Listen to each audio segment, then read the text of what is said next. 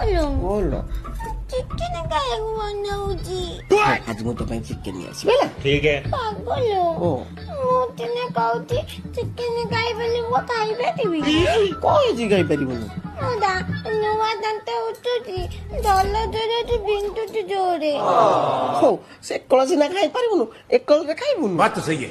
କେମିତି କହୁଛୁ ବୁଝିପାରୁନୁ ଏପଟ ଦାନ୍ତରେ ଖାଇଲେ ଏପଟ ବାଜିବ ଏପଟ ଖାଇଲେ ଏପଟ ବାଜିବ। ଚାଲୁନୁ ତତେ କହିଦେବି ଦେଖେଇଦେବି କଥା କହୁଛୁ। ତାହେଲେ କଣ କରିବା ମୁଁ ଭାବୁଛି କଣ ଜାଣିଛୁ ମୁଁ ଭାବୁଛି ମୁଁ ଝୋଳକୁ ପିଇଦେବି ଆଚ୍ଛା।